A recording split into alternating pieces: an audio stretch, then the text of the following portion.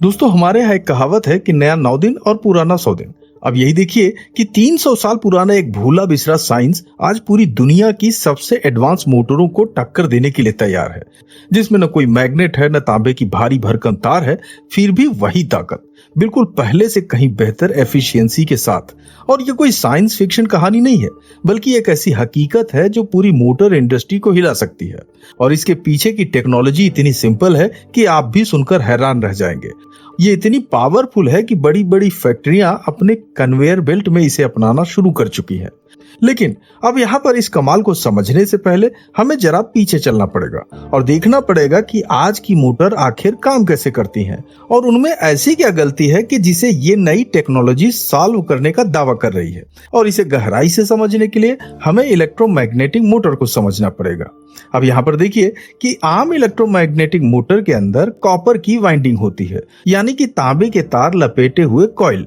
और जब इनमें से करंट गुजरता है तो एक मैग्नेटिक फील्ड बनती है और यही मैग्नेटिक फील्ड मोटर के अंदर घूमने वाले हिस्से यानी रोटर पर लगे परमानेंट मैग्नेट्स को धक्का देती है, उसे घुमाती है, उसे खींचती है, जिससे कि मोटर घूमने लगता है। और इसमें आमतौर पर वोल्टेज कम रखा जाता है और करंट ज्यादा। लेकिन यहीं पर एक इसका दूसरा तरीका भी है जो असल में इससे भी ज्यादा पुराना है। इसे कहते हैं इलेक्ट्रोस्टैटिक मोटर। जी हाँ, इसका डेमो लगभग 300 साल पहले यानी कि तकरीबन 1740 के आसपास बेंजामिन फ्रैंकलिन और एंड्रयू गार्डन ने दिया था, जिसमें इन्होंने मैग्नेट की जगह हाई वोल्टेज चार्ज का इस्तेमाल किया था, यानी दो चार्ज्ड प्लेट एक दूसरे को अट्रैक्ट और रिपेल करती थी। इसी अट्रैक्शन रिपल्सन से मोशन पैदा होती थी। इसमें करंट बहुत कम चाहिए होता है लेकिन वोल्टेज बहुत ज्यादा। तो आखिर में ये सवाल उठता है कि जब ये आइडिया इतना पुराना था तो आज तक इलेक्ट्रोमैग्नेटिक्स का मोटर इतना राज क्यों रहा। तो दोस्तों इसकी वजह थी हाई वोल्टेज को हैंडल करना। अब समझिए कि उस दौर में ऐसा कोई इंसुलेटिंग मटेरियल नहीं था जो शॉक्स और स्पार्किंग को रोक सके। अब अगर इसे सीधी भाषा में कहें तो ये कोई नहीं चाहता कि उसकी इंडस्ट्रियल मोटर कभी कभार बिजली का झटका दे। और इसी की वजह से प्रैक्टिकल और सेफ इलेक्ट्रोमैग्नेटिक मोटर्स ने बाजी मार ली और आज हर इंडस्ट्री में, हर अप्लायंस में यही चलन है। लेकिन यहाँ पे ध्यान दीजिएगा कि इस पुराने सिस्टम की भी अपनी दिक्कतें हैं। जैसे कि सबसे बड़ी दिक्कत है इसमें इस्तेमाल होने वाला मटेरियल। मतलब कि जहां पर हाई परफॉर्मेंस मोटर में कॉपर और रेयर अर्थ मैग्नेट्स भारी मात्रा में लगते हैं और इनकी सप्लाई चेन भी बहुत ही अनस्टेबल है और ऐसे में इनकी कीमतें कभी भी ऊपर नीचे हो सकती हैं। और इसके अलावा इन्वायरमेंट इम्पैक्ट भी एक चिंता का विषय है। लेकिन वहीं अगर दूसरी दिक्कत की बात करें तो वो है एनर्जी लॉस।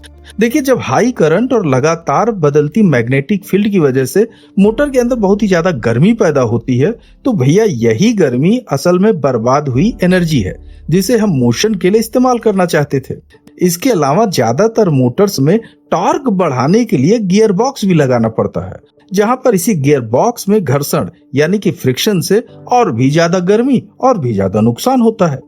लेकिन अगर ऐसे में इन्हीं दिक्कतों को अगर कोई कंपनी असल में सॉल्व कर दे तो इसका सीधा असर आपकी और मेरी जेब पर भी पड़ता है। अब आप पूछेंगे कि वो कैसे? तो देखिए जनाब, मोटर की पूरी लाइफ टाइम कॉस्ट में सबसे बड़ा हिस्सा बिजली का बिल ही होता है, फिर चाहे वो फैक्ट्री हो या फिर घर। लेकिन अगर उसी काम में 30 से 40% तक बिजली की बचत हो जाए तो सोचिए कितना बड़ा फर्क पड़ेगा, न सिर्फ कंपनी के मुनाफे पर बल्कि आखिर में उस प्रोडक्ट की कीमत पर भी जो हम सब तक पहुंच रही है। और ऐसे में कमाल कर दिखाया है कि स्टार्टअप ने, जो असल में एक पीएचडी रिसर्च से निकली कंपनी है जिसका नाम है कोटिव टेक्नोलॉजी, जहां पर इनका आइडिया बाकी सबसे बिल्कुल अलग है। जहां पर ये टॉर्क बढ़ाने के लिए कोई करंट नहीं बल्कि वोल्टेज बढ़ाते हैं। और चूंकि इसमें वही पुराने इलेक्ट्रोस्टैटिक प्रिंसिपल का इस्तेमाल होता है इसलिए हाई करंट वाली पुरानी दिक्कत यहाँ लागू नहीं होती। और सबसे दिलचस्प बात तो यह है कि अब तक जितनी भी इलेक्ट्रोस्टैटिक्स मोटर बनी थी वो सिर्फ बहुत ही छोटे स्केल पर काम करती थी। लेकिन ये कोटिव की मोटर इससे कहीं ज्यादा बड़ी है, जो कि सीधे इंडस्ट्रियल वर्ल्ड में एंट्री कर रहा है, खासतौर पर उन एप्लीकेशंस के लिए जहां पर स्पीड कम चाहिए लेकिन टॉर्क ज्यादा चाहिए, जैसे कि इंडस्ट्रियल कन्वेयर बेल्ट। खैर, अब यहाँ पर समझते हैं कि इस मोटर के अंदर है क्या। तो भैया, किसी भी इलेक्ट्रिक मोटर की तरह इसमें भी दो हिस्से होते हैं, जैसे कि एक घूमने वाला रोटर और एक स्टेबल स्टेटर। लेकिन जब आप इसे खोलकर देखेंगे तो इसके अंदर कॉपर वाइंडिंग या कोई भारी भरकम मैग्नेट नजर नहीं आएगी, बल्कि इसकी जगह आपको मिलेगी पतली फ्लैट प्लेट्स जैसे इलेक्ट्रोड्स की एक सीरीज, जहां पर इन प्लेट्स में हाई वोल्टेज भरा जाता है, जिससे एक इलेक्ट्रिकल फील्ड बनती है और यही इलेक्ट्रोस्टैटिक्स फोर्स पैदा करती है, जिसमें आधी प्लेट से स्थिर रहती है जिन्हें अल्टरनेटिंग करंट यानी एसी दिया जाता है, और बाकी आधी प्लेट्स आउटपुट शाफ्ट से जुड़ी होती है और घूमती रहती है।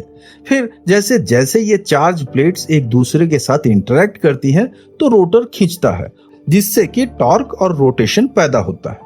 लेकिन यहाँ पर क्या आपको पता है कि इस मोटर में कुल 13 प्लेट्स होती हैं और इनके बीच का गैप एक क्रेडिट कार्ड की मोटाई से भी कम होता है। मतलब कि इतनी बारीक दूरी पर हजारों वोल्ट का करंट कंट्रोल करना, यही है असली इंजीनियरिंग का कमाल। और इसमें सबसे दिलचस्प बात तो ये है कि इसमें जो कॉपर दिखता है वो पारंपरिक वाइंडिंग जैसा नहीं है, बल्कि सीधे प्रिंटेड सर्किट बोर्ड यानी पीसीबी पर प्रिंट किया गया है। इसका मतलब है कि इसमें 90% से कम कॉपर का इस्तेमाल, कोई इलेक्ट्रिकल स्टील नहीं, और साथ ही कोई परमानेंट मैग्नेट भी इसमें नहीं होता है। परंतु दोस्तों, यहाँ पर अब आता है एक बहुत बड़ा सवाल, जैसे कि हाई वोल्टेज हैंडल करना तो हमेशा से इलेक्ट्रोस्टैटिक्स मोटर की सबसे बड़ी मुश्किल रही है। तो ऐसे में ये कॉटिव ने इसे कैसे सॉल्व किया? तो दोस्तों, इसे थोड़ा समझिएगा। देखिए, पुराने जमाने के इलेक्ट्रोस्टैटिक्स मोटर में रोटर और स्टेटर के बीच सिर्फ हवा होती थी, जो एक इंसुलेटर की तरह काम करती थी। लेकिन बहुत ही हाई वोल्टेज पर हवा भी एक लिमिट के बाद टूटने लगती थी, और इसी प्रोसेस को कहते हैं डाई इलेक्ट्रिक ब्रेकडाउन। और ये वही पॉइंट है जहां से स्पार्किंग शुरू हो जाती है। पर अब यहाँ पर ध्यान दीजिएगा कि यहीं पर कोटिव की सबसे बड़ी इनोवेशन काम आती है। उन्होंने क्या किया कि इस हवा की जगह पर एक प्रोप्राइटरी डाई इलेक्ट्रिक फ्लूइड डाल दिया, यानी कि एक खास तरह का लिक्विड जो लगभग 4000 वोल्ट तक की हाई वोल्टेज को बड़े आराम से हैंडल कर सकती है। और ये लिक्विड सिर्फ एक बेहतरीन इंसुलेटर ही नहीं है, बल्कि हवा के मुकाबले गर्मी को कहीं ज्यादा असरदार तरीके से बाहर निकालती है, जिससे कि मोटर ठंडी रहती है और इसकी लाइफ भी बढ़ जाती है। खैर, कंपनी की इस फ्लूइड की एग्जैक्ट रेसिपी को पूरी तरीके से कॉन्फिडेंशियल यानी गुप्त रखा गया है, लेकिन हाँ, इतना जरूर बताते हैं कि यह पूरी तरह से सेफ है, नॉन टॉक्सिक है और आम कमर्शियल केमिकल से बना है। और यहाँ पर एक बात और गौर कीजिएगा कि इतनी हाई वोल्टेज को कंट्रोल करने के लिए सही पावर इलेक्ट्रॉनिक्स ढूंढना भी कभी एक बहुत बड़ी चुनौती रहा है। लेकिन हाल के सालों में इस फील्ड में इतनी तरक्की हुई है कि यह दिक्कत काफी हद तक सुलझ चुकी है, और यही वजह है कि आज कोटिव के पास एक ऐसा मॉड्यूलर प्लेटफॉर्म है जो आधे हार्स पावर से लेकर 3 हार्स पावर तक की गियर मोटर्स की जगह ले सकता है। यहाँ पर कंपनी का कहना है कि थ्योरेटिकली इसे और भी बड़ा बनाया जा सकता था, लेकिन पावर से ज्यादा टॉर्क पर फोकस करना हम ज्यादा पसंद करते हैं। खैर, यहाँ पर सबसे अच्छी बात तो ये है कि इसमें इस्तेमाल होने वाला मटेरियल भी बेहद आसानी से मिलने वाला है, जैसे कि standard PCB, recycled aluminium, polymers या फिर कॉमन केमिकल फ्लूइड्स। यानी कि इस सप्लाई चेन में उतनी अनस्टेबिलिटी नहीं है जितनी कि रेयर अर्थ मैग्नेट्स की होती है। और दोस्तों, इसमें सबसे मजे की बात तो ये है कि ये सिर्फ कागजी दावे नहीं है, बल्कि इसे असली फैक्ट्री में टेस्ट भी किया जा चुका है, जहां पर एक ब्रूअरी यानी कि बियर फैक्ट्री में ये मोटर एक कन्वेयर बेल्ट पर लगातार 2 महीने तक, हफ्ते में 5 दिन और रोज 12 घंटे चली, और इसके दौरान न कोई डाउन टाइम आया और न ही कोई दिक्कत रिपोर्ट हुई। मतलब कि भैया, वहां पर उस क्लाइंट को पहले से लगी हुई मोटर के मुकाबले लगभग 30% तक की एनर्जी सेविंग मिली। तो भैया, ऐसे में ये सारे नतीजे वाकई काफी इंप्रेसिव हैं। हालांकि एक फेयर तुलना तो तब होगी जब इसे आज के एडवांस मोटर के साथ भी परखा जाए, क्योंकि एक्सियल फ्लक्स मोटर जैसी कुछ नई डिजाइन्स भी इस रेस में बहुत ही तेजी से आगे निकल रही हैं। लेकिन उन नई डिजाइन्स के मुकाबले कोटिव की टेक्नोलॉजी असल में मोटर के पूरे बेसिक साइंस को ही दोबारा गढ़ रही है, जो कि अपने आप में बहुत ही बड़ी बात है। और इस तरह से बेंजामिन फ्रैंकलिन के उस पुराने प्रयोग के लगभग 300 साल बाद यही इलेक्ट्रोस्टैटिक्स मोटर्स अब कुछ अहम रियल वर्ल्ड एप्लीकेशन में इलेक्ट्रोमैग्नेटिक मोटर्स को टक्कर देने के लिए पूरी तरीके से तैयार है।